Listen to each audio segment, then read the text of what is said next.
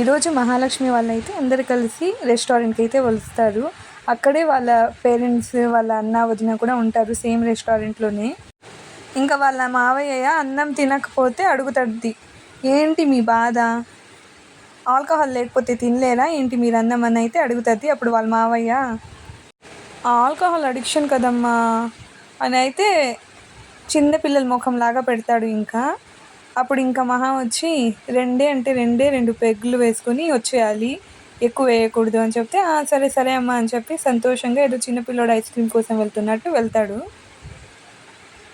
ఇంకా అప్పుడే వాళ్ళ నాన్న కూడా అక్కడ ఫోన్ వచ్చి ఇంకా తినే దగ్గర నుంచి లేసి అయితే ఫోన్ అటెండ్ చేయడానికి వస్తారు. ఈరోజు ఇద్దరు వియంకులు కలిసి అయితే తాగుతారు.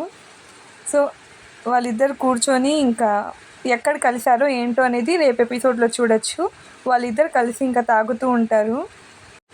ఏదైనా సమస్య అని వాళ్ళు అడగంగానే ప్రాణం కంటే ఎక్కువ ప్రేమించి పిల్లల్ని పెంచితే మీరు చావు అని చెప్పి వదిలేసి వెళ్ళిపోతారు.